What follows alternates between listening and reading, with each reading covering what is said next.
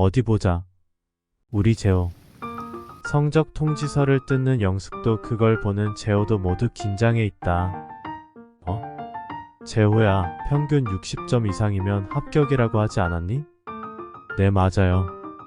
그런데 여기 평균은 60점이 훨씬 넘는 것 같은데. 합격 구분에는 최종 합격이 아니라 그냥 과목 합격이라고 되어 있네? 어디? 제가 한번 볼게요. 아, 엄마, 이건 최종 합격이 아니라 과목 합격이 맞아요. 아무리 평균이 높아도 과목 중에 40점이 안 되는 과목이 있으면 해당 과목은 시험을 다시 봐야 돼요. 그럼 40점 안 되는 과목이 있었던 거야? 여기요. 다른 건 다 그런 때로 성적이 괜찮은데 영어가 36점이 나왔네요. 총점 중에 영어에서 4점이 부족해서 최종 합격이 안 되었네요. 아, 한 문제만 더 맞았어도 4점은 채울 수 있었을 텐데. 아이고, 그래도 우리 재호 2개월 만에 고등학교 졸업고사 본 것 치고는 정말 잘했는데? 한 문제 차이로 최종 합격 못한 거면 재호 진짜 너무 잘한 거 아니니? 그런가요? 재호는 겸역적은 듯 웃음을 흘린다. 그럼 다음 시험 때는 영어만 다시 보면 되는 거야? 그렇죠. 과락이 아니긴 해도 수학 점수도 약간 낮은 것 같으니까 두 과목을 다음 시험 때 공부해서 다시 보면 될 것 같아요. 결국 재호는 4개월 뒤인 8월 5일 두 과목을 재응시해서 고등학교 졸업 검정고시에서 고졸 자격을 따내게 된다. 중학교를 졸업한 지 꼭 6개월이 되는 시점이었다. 그리고 재호는 자신이 마음먹은 대로 자신이 속한 교단 어치어스에 신청서를 내서 그해 9월 1일부터 등록된 파이오니아로 활동을 하게 된다. 앞서 언급했지만 파이오니아는 한 달 90시간 이상의 전도 활동을 약속하여 의무적으로 이행하는 교단. 내 전도인들을 일컫는 말이었다. 같은 교회를 다니고 있으면서 역시 파이오니아 중 한 명인 명훈이 일요일 전도 활동을 하면서 재호에게 말을 건넨다. 어유, 재호 형제는 정말 대단한 것 같아. 네? 뭐가요? 무심한 듯 대꾸하는 재호. 남들 3년이나 걸리는 고등학교 졸업장을 6개월 만에 따고 졸업장 따자마자 바로 그 다음 달부터 파이오니아 신청해서 이렇게 일을 많이 하니 말야. 그것도 어린 나이에. 나보다 10살이나 어린 형제가 정말 대단해. 윤명은 형제가 언제나 그러셨잖아요. 우리가 하는 봉사활동이 생애 그 무엇보다 가치 있고 훌륭한 일이라고요. 그리고 생명 구조 활동이라고요. 워치어스 사람들은 자신들이 하는 활동을 봉사라고 불렀다. 그렇지.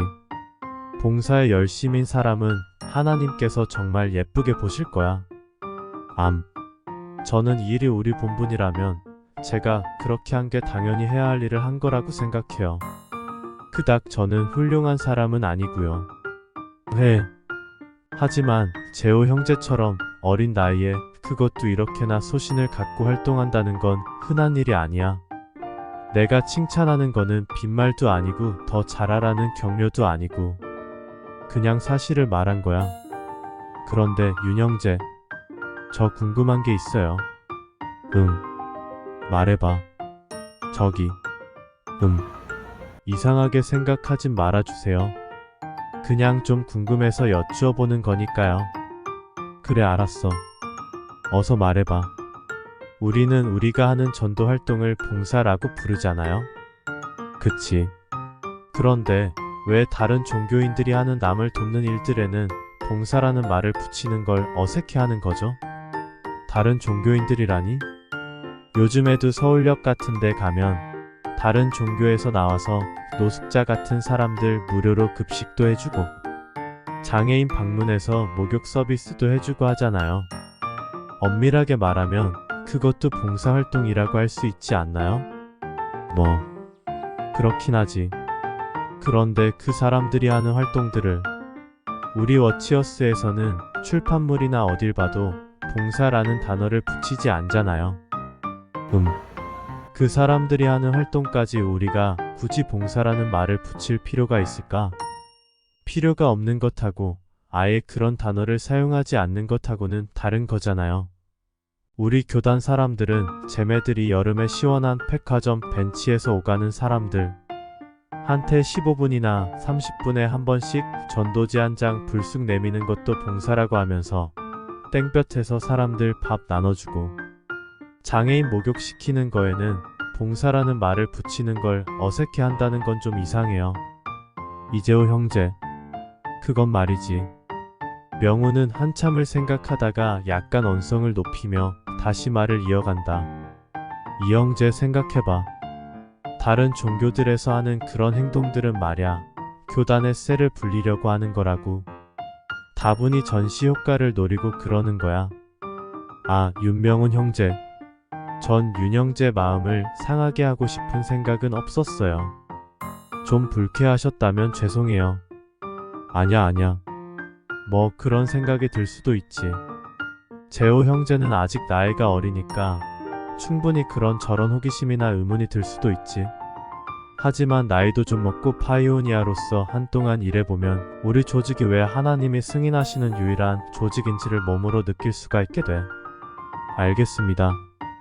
오늘 대화 너무 감사했어요. 그날 저녁 재호는 일을 하고 들어온 아버지 석빈이 저녁을 다 먹고 나자 슬그머니 석빈 가까이 앉는다. 신문을 보던 석빈 재호를 힐끗 보더니 빙그레 웃는다. 왜? 재호, 뭐 할 말 있냐? 해 얘 좀. 뭐? 용돈 떨어졌냐?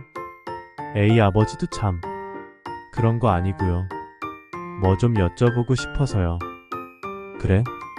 석빈은 보던 신문을 한쪽에 접어두고 석빈에게 눈을 돌린다. 뭐 할 말 있으면 얘기를 해봐. 아버지 혹시 서울역에서 노숙자들 밥 해주는 사람들 아세요? 아니, 난 잘 모르는데 그런 사람들이 있어? 네, 그것도 매일 그렇게 한대요. 근데 그 사람들이 자신들의 선행을 광고하거나 다른 사람들한테 잘 보이려고 그런 활동들을 하는 걸까요? 글쎄 그건 아니겠지. 그러려고 했다면 신문기자들 동원해서 사진 찍고 난리를 피웠겠지. 그런데다가 그런 일을 매일 한다는 건 뭔가 잘 보이려고 하는 행동이라고 보긴 힘들지 않겠어? 네, 저도 그렇게 생각해요. 근데 그게 뭐가? 아뇨. 사실 엄밀히 말하면 그런 것도 봉사가 아닐까 해서요. 뭐 그렇긴 하지. 우리가 하는 봉사하고는 좀 다른 거지만 말야. 그런데 전 지금까지 우리 교회 사람들한테서 그런 일들이 봉사라거나 훌륭한 일이라는 말을 한 번도 들은 적이 없어요. 그게 이상하니? 네, 약간요. 우리는 우리가 한 봉사활동을 하나하나 개수해서 시간하고 전도에 사용한 서적이나 잡지 같은 출판물 개수까지 헤아려서 교회에 보고까지 하는데 그 사람들은 자신들이 하는 활동을 누구한테 보고하는 것도 아니고 누가 알아주는 것도 아니잖아요. 스스로 우러나서 하는 거죠. 그런데 최소한 그 사람들이 하는 선행에 대해서 봉사라는 말을 하는 것도 어색해 한다는 게 좀 맞지 않다고 생각해요. 석빈은 아들 재호를 한동안 지그시 바라본다. 그러더니 이내 밝은 얼굴을 하고는 장난스럽게 재호의 머리를 부채질하듯 쓰다듬으며 웃음기 있는 목소리로 말한다. 어이구 우리 재호가 생각이 너무 많은 것 같아. 재호야, 좀 더 지나면 우리가 하는 활동들이 왜 중요한지 알게 될 거야. 그러니까 너무 깊은 생각들로 널 힘들게 하지 말어. 알겠니? 재호는 아버지의 말에 자신이 느끼는 이 부분에 대한 갈증을 당분간 묻어두기로 한다. 시간이 모든 걸 해결해 주리라. 어른이 되면 자연스레 이해되리라. 그냥 그렇게 생각해버린다. 검정고시에 합격을 하고 나서 재호는 이 사실을 자신을 비웃거나 많이 염려했던 중학교 교사들에게 알리고 싶어진다. 재호의 관심은 온통 자신이 믿고 있는 신에게 불명예를 돌리지 않게 하는 데 맞추어져 있다. 종교 때문에 고등학교 진학까지 포기한 학생이 결국 인생을 망쳤다는 식의 이야기가 회자되는 걸 듣고 싶지 않은 거다. 그래서 중학교 때 교사들에게 편지를 보내기로 한다. 자신에 대해 고가운 느낌을 가지고 있었던 사람들을 비롯해서 모두에게 편지를 써야겠다고 생각한다. 아래는 재호가 교사들에게 보낸 편지의 골자이다. 존경하는 선생님께. 선생님 안녕하세요. 늦여름의 무더위가 기승을 부리는 때입니다. 그간 평안하셨는지 모르겠네요. 중학교 다니는 동안 선생님을 통해서 받은 많은 충고와 지도, 편달이 중학교를 졸업한 이후 저의 삶의 많은 것들을 생각해보게 하는 촉매제가 된 것 같습니다. 선생님께서는 고등학교 원서도 내지 않았던 저를 많이도 염려해 주셨지요. 정말 감사하게 생각하고 있습니다.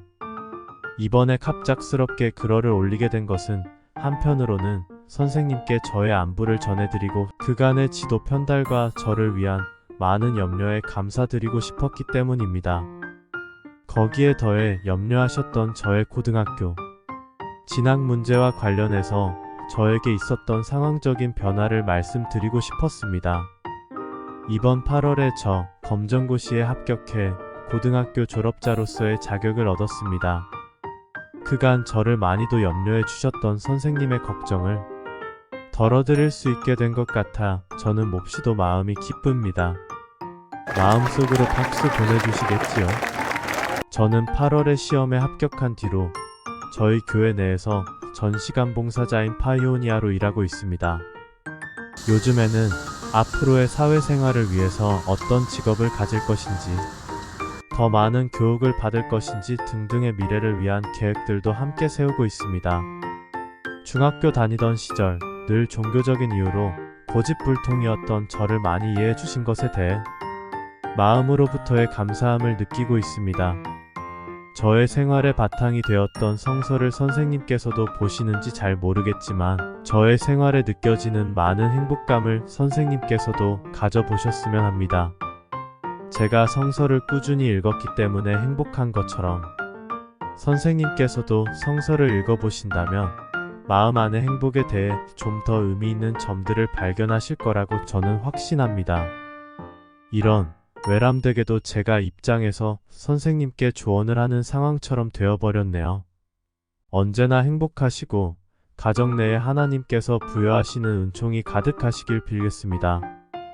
내내 건강하시고 뜻하시는 모든 일 순조로이 이루시길 기원합니다.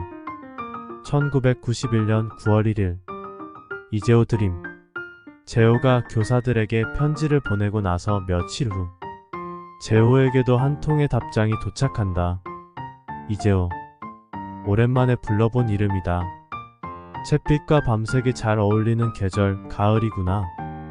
동안 안녕? 축하한다. 너의 시험 합격이 몹시도 기쁘구나. 너의 부단한 노력의 결실이겠지? 넌 올해 무척 추수를 잘한 흐뭇한 농부이겠구나. 더욱이 파이오니아 생활도 만족스럽게 하고 있다니 금상첨화이겠고. 나는 학교 생활을 기쁘게 하고 있단다. 귀여운. 조잘거리고 두리번거리길 잘하는 1학년과 살살 눈치를 보면서 조금은 예쁘장한 2학년들과 말이다. 근데 많이 하고도 몹시 광주 우리 집에 가고 싶다. 너희 가르칠 땐 서울 언니 집에서 다녔는데 차가 너무 막혀 통근하기 힘들어 지금은 김포에서 생활하고 있단다. 정말이지 세상에서 가장 소중한 게 가족인 것 같아. 그렇지 않니? 너희 가족들은 모두 안녕하시니? 언젠가 너의 일기 며칠 분을 읽은 신뢰를 했을 때 너의 가족의 정겨움이 일기에 가득한 것을 기억하고 있어. 중학생의 일기인데 조금은 어떠라 싶어 읽었단다. 너에게 관심도 있고 또 내가 가르치고 있는 학생들의 심리를 알아야 교사로서 역할도 정확히 할 수 있을 것 같아 읽은 거니까 그것에 대해선 너무 심하다 생각지 말아라. 그리고 저번 언젠가 차 속에서 일기 읽은 거에 대해 말한 적도 있잖니? 너를 생각하면 많은 생각이 들어. 넌 보통의 사고즉 상식을 깬 학생이야. 보통 그렇잖니? 초등학교 졸업하면 중학교 가고 거길 졸업하면 고등학교 가고 등등. 거기서 벗어나면 불안해하고 아예 틀에서 벗어나 볼 생각도 못한다든지 그런 모습들이 일반적이잖아. 너의 행동은 용기 있어. 내가 고등학교 교육과정이 필요 없다는 게 아니라 새로운 시도, 다른 학생과는 다른 시도를 해본 너의 용기에 감탄한다는 거야. 물론 거기에 대해 주위 분들의 조언도 조금은 있었을 거지만, 그리고 인생을 느낄 수 있고 인생에 필요한 교육을 넌 종교에서도 받을 수 있겠고, 너의 조언 성경을 읽어보라는 것은 내가 지금은 솔직히 잘 받아지질 않아. 종교에 대해 관심이 많지 않아서. 성경은 내 생활과는 거리가 멀어. 못된 선생이지. 제자의 따뜻한 충고인데 몇 마디로 거절해버리니 말이야. 그렇지만 내 머리에 메모리 해둘게. 그럼 조금은 만족했지? 너의 건강함과 생활의 기쁨이 충만하길 바라면서 이만 줄인다. 91년 9월 11일. 박미경. 미경은 재호의 한문과목 교사였다. 그녀의 어머니 역시 워치어스 소속 교회의 신자 중 한 사람이었다. 미경은 종교적인 사람은 아니었으나 자신의 어머니와 같은 종교를 가지고 있던 재호에게 남다른 마음을 쓰고 있었다. 사실 이 편지를 필두로 두 사람은 몇 번의 편지를 더 주고받게 된다. 그리고 훗날 재호가 병역 문제로 수감이 되었을 때에도 미경은 재호를 위해 편지를 써주게 된다. 아무튼 두 사람은 아주 각별한 사이까지는 아니었어도 간간히 서로의 안부를 물으며 관심을 두는 사람이 된다. 사실 두 사람은 더 친밀하고 우정어린 사이가 될 수도 있었다. 하지만 몇 번의 편지가 오고 간 후에 재호의 부모인 석빈과 영숙은 믿지 않는 사람과의 친밀한 관계는 하느님을 믿는데 심각한 위험 요소가 될 수 있다며 매우 여러 번 재호를 질책했다. 처음에 재호는 이런 부모에게 화를 냈다. 하지만 반복적인 최근의 재호는 지쳐갔고 수년 후에는 결국 어떤 연락도 하지 않게 되었다. 재호가 병역 문제로 수감되어 만기 출소를 1년 앞두던 97년 중반까지 둘은 편지를 간간히 주고받는다. 미경이 결혼을 한 이후에도 재호의 부모는 미경과 안부를 나누는 재호를 못마땅하게 여겼다. 한 번도 미경을 본 적이 없는 석빈과 영숙이었지만 그들 부모에게는 재호를 영적으로 보호하기 위해 이방인 워치어스 신자가 아닌 사람과의 어떠한 접촉도 위험할 수 있다는 기본적인 생각을 가지고 있었다. 이해되겠지만 재호는 이런 가족적 배경과 주변 상황 때문에 워치어스 내부의 벗들 외에는 어떠한 사람도 벗이나 친구가 없었다. 사실 재호는 보이지 않는 투명한 유리 쇠장 안의 새와 같았다. 부모나 워치어스 조직은 그들에게 존재하는 어느 정도의 제재가 재호를 영적으로 보호하기 위한 보호막 역할을 한다고 말하였지만 그것이 재호를 영적인 의미에서 혹은 물질적 의미에서 보호해 주었는지는 심히 의문스러운 점이었다. 정작 재호 자신은 스스로가 아니라 자신을 둘러싸고 있던 세장을 위해서 1년에도 수백 시간을 전도 활동에 할애했기 때문이다. 유리 세장 안의 새. 새보다 세장이 더 중요한 아이러니한 상황이 재호의 인생을 두고 아슬아슬하게 펼쳐지고 있었다.